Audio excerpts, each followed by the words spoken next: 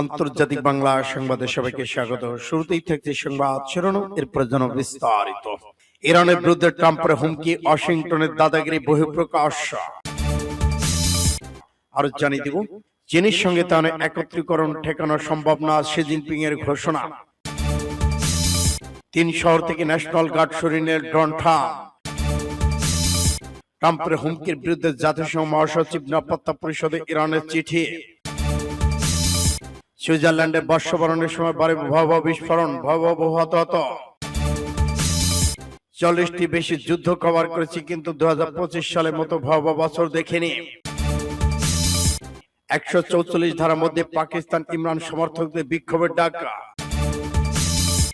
এবং সর্বশেষে জানিয়ে দিব, আবার ইরানের নতুন করে বিক্ষোভ শুরু। এতক্ষণ শুনছিলেন সংবাদ শিরোনাম, এখন বিস্তারিত। তবে অনুরোধ থাকবে এই ভিডিওটিতে একটি লাইক দিন এবং কমেন্টস করে জানিয়ে দিন আপনি কোন জেলা থেকে বা কোথা থেকে আমাদের সাথে যুক্ত রয়েছেন। ইরান ইসরায়েল যুদ্ধের আপডেট ব্যাংকের বাংলা সংবাদ হাতে পেতে চ্যানেলটি সাবস্ক্রাইব করুন, আমাদের সঙ্গেই থাকুন। ইরানের বিরুদ্ধে ট্রাম্পের হুমকি, ওয়াশিংটনের দাদাগিরি বহিঃপ্রকাশ। ইরানের বিরুদ্ধে মার্কিন যুক্তরাষ্ট্রের প্রেসিডেন্ট ডোনাল্ড ট্রাম্পের হুমকিকে ওয়াশিংটনের দাদাগিরি বহিঃপ্রকাশ বলে মন্তব্য করেছেন ইরানি এক্স টুইটার ব্যবহারকারীরা।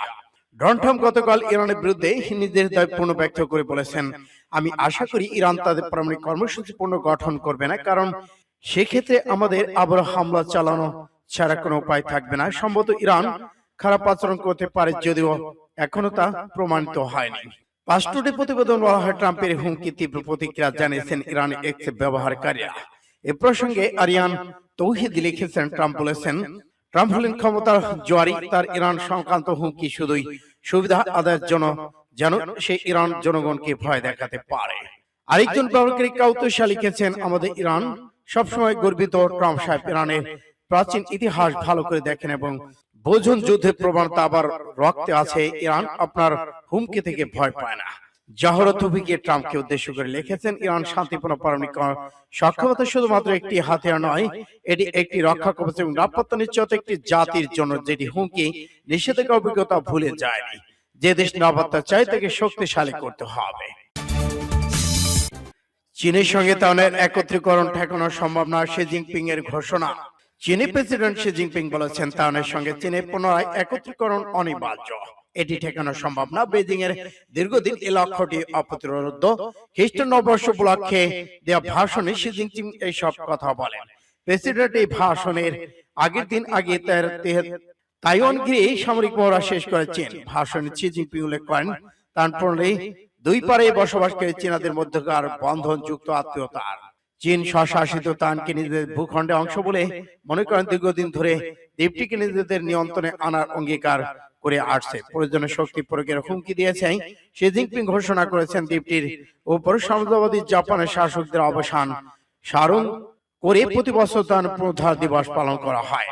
আনুষ্ঠানিক তাদের স্বাধীনতা ঘোষণা করা হয়নি, তবে অঞ্চলটি ক্ষমতাসীন ডেমোক্রেট প্রোগ্রেসিভ পার্টি মনে করে দ্বীপটি কার্যত একটি স্বাধীন রাষ্ট্র। বৃহস্পতিবার নববর্ষের ভাষণে তার প্রেসিডেন্ট উইলিয়াম লাইচিং তাইওয়ানকে আরো নিরাপদ করার অঙ্গীকার করেছেন। সূত্র ইন্ডিয়া টুডে। 3 শহর থেকে ন্যাশনাল গার্ড সরিয়ে নিল ডোনাল্ড ট্রাম্প।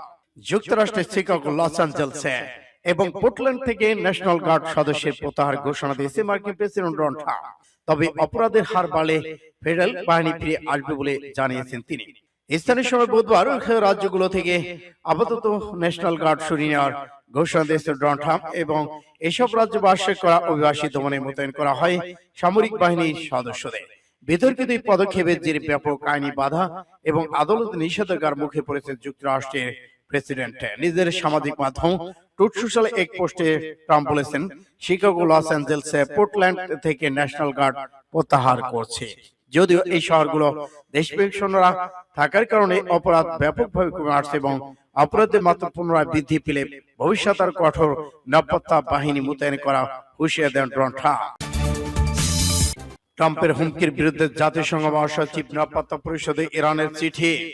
জাতিসংঘে ইসলাম প্রজাতন্ত্র ইরানের স্থায়ী প্রতিনিধি নিরাপত্তা পরিষদ ও জাতিসংঘের মহাসচিবের কাছে একটি চিঠি পাঠিয়ে ইরানের বিরুদ্ধে যুক্তরাষ্ট্রের প্রেসিডেন্টের সাম্প্রতিক হুমকিগুলোকে জাতিসংঘ সনদের সুস্পষ্ট লঙ্ঘন হিসেবে উল্লেখ করেছেন এবং এর স্পষ্ট নিন্দা জানানোর আহ্বান জানিয়েছেন। পাঁচটি প্রতিবেদন বলা হয় জাতিসংঘ ইসলামী প্রজাতন্ত্র ইরানের রাষ্ট্রদূত স্থায়ী প্রতিনিধি আমির সাইদ ইরাভানি মঙ্গলবার যুক্তরাষ্ট্রের প্রেসিডেন্ট ডোনাল্ড ট্রাম্পের ইরান বিরোধী নতুন হুমকির পর নিরাপত্তা পরিষদ জাতিসংঘে মহাসচিবকে লেখা এক চিঠিতে সব বেপরোয়া হুমকি নিন্দা জানান। তিনি বলেছেন, শক্তি বল প্রয়োগের মাধ্যমে প্রকাশ হুমকি জাতিসংঘের উদ্দেশ্য এবং নীতিমালার সুস্পষ্ট গুরুতর লঙ্ঘন। এ বিষয়ে দৃঢ় স্পষ্ট নিন্দা জানাতে জাতিসংঘ নিরাপত্তা পরিষদের প্রতি আহ্বান জানান ইরাভানি। ইরাভানি চিঠিতে আর বলেছেন, ইসলাম প্রজাতন্ত্র ইরান এসব বেপরোয়া হুমকি কঠোর নিন্দা জানাচ্ছে এবং জাতিসংঘ অনুচ্ছেদ 51তম অনুচ্ছেদে অনুযায়ী যে কোনো সশস্ত্র হামলা এবং আগ্রাসী কার্যকলাপের বিরুদ্ধে বৈধ আত্মরক্ষার সার্বিক অখণ্ড অধিকার পুনরায় জোর দিয়ে উল্লেখ করেছেন। ইরানের সার্বভৌমত্ব, অখণ্ডতার জনগণ এবং গুরুত্বপূর্ণ জাতীয় স্বার্থ যদি আরো কোনো আগ্রাসী কর্মকাণ্ডের মুখে পড়ে তবে ইরান এই অধিকার দৃঢ় আনুপাতিক ভাবে প্রয়োগ করবে। সূত্র আরব নিউজের। সুইজারল্যান্ডের বর্ষবরণের সময় ভয়াবহ বিস্ফোরণ, বহু হতাহত। সুইজারল্যান্ডে বিলাসবহুল স্কি রিসোর্ট শহর গ্রামোতানায় নববর্ষ উদযাপনের সময় একটি বাড়ি ভয়াবহ বিস্ফোরণে বহু মানুষ নিহত আহত হয়েছেন। স্থানীয় সময় রাত 1:30 কস্তুলিও নামে বাড়ি বিস্ফোরিত ঘটনা ঘটে। এ সময় খবর দিয়েছে অনলাইন এনডিটিভি। এতে বলা হয়, ব্যালিস্টিক ক্যান্টনে পুলিশের মুখপাত্র গাউতালাথিং জানিয়েছে, অজ্ঞাত কারণে বিস্ফোরণ ঘটে, বেশ কয়েকজন আহত, কয়েকজন নিহত হয়েছেন। ঘটনার সময় বাড়ির শতাধিক মানুষ উপস্থিত ছিলেন। তাদের বেশিরভাগই নববর্ষ উপলক্ষে ঘটে যাওয়া পর্যটন বলে ধারণা করা হচ্ছে। সঠিক হতাহতের সংখ্যা নিশ্চিত করা যায়নি। সুইডসের দৈনিক লা নোভেস্তি জানিয়েছে, তাদের প্রাথমিক তথ্যের মতে 40 জনের মৃত্যু এবং 100 জনের মতো আহত হওয়ার আশঙ্কা প্রকাশ করা হচ্ছে, যদি এই সংখ্যা আনুষ্ঠানিকভাবে যাচাই করা হয়নি। সামাজিক যোগাযোগ মাধ্যমে ছড়িয়ে পড়া ভিডিওতে আগুন জ্বলতে দেখা যাচ্ছে। দমকল বাহিনী, পুলিশ, একাধিক হেলিকপ্টার ঘটনাস্থলে পৌঁছেছে। এলাকার সম্পূর্ণ ঘিরে ফেলা হয়েছে এবং নো ফ্লাই জোন ঘোষণা করা হয়েছে। 40টিরও বেশি যুদ্ধ কভার করেছি, কিন্তু 2025 সালের মতো বছর কখনো দেখা হয়নি। সংবেদনশীল কন্টেন্ট এই প্রতিবেদনের মৃত্যু গ্রাফিক্স বর্ণনা করেছে, যা কিছু পাঠকের বেদনাদায়ক হতে পারে। আমরা সাংবাদিকতার জীবনের শুরু 1960-এর দশকে। এই দীর্ঘ সময় আমি সারা বিশ্বে 40টির বেশি যুদ্ধ নিয়ে রিপোর্ট করেছি। আমি সেনা যুদ্ধকে চরম পর্যায়ে পৌঁছেছি, এরপর তা প্রশমিত হতে দেখেছি। তবে 2025 সালের মতো উদ্বেগের বছর দেখিনি। শুধু বড় বড় কয়েকটি যুদ্ধ চলছে এই কারণে নয়, বরং কারণটি হলো সেসব যুদ্ধের মধ্যে একটি রয়েছে ভূ রাজনৈতিক প্রভাব, গুরুত্বের দিক থেকে যা অন্য কোনটির সাথে তুলনা করার মতোই নয়। ইউক্রেনের প্রেসিডেন্ট ভ্লাদিমির জেলেনস্কি সতর্ক করে বলেছেন, তা দেশের চলা বর্তমান যুদ্ধ রূপ নিতে পারে বিশ্বযুদ্ধে। প্রায় 60 বছর ধরে যুদ্ধ পর্যবেক্ষণের পর আমার মনে হচ্ছে অশুভ আশঙ্কা তিনি সঠিক বলেছেন। 144 ধারার মধ্যে পাকিস্তান ইমরান সমর্থকদের বিক্ষোভের ডাক। পাকিস্তানের সাবেক প্রধানমন্ত্রী ইমরান খানের সঙ্গে সাক্ষাতের পর বিধিনিষেধের প্রতিবাদে বিক্ষোভের ডাক দিয়েছে পাকিস্তান তেহরিক-ই-ইনসাফ পিটিআই। মঙ্গলবার রাওয়ালপিন্ডিতে আদিয়ালা কারাগার এবং ইসলামাবাদ হাইকোর্টের বাইরে এই কর্মসূচি পালনের কথা রয়েছে।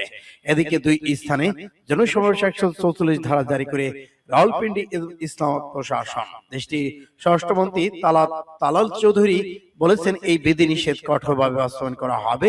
তারা ইসলামাবাদ হাইকোর্টে আসুক কিংবা আদিয়ালা কারাগারে 144 ধারা আওতায় সমানভাবে ব্যবস্থা নেওয়া হয়েছে।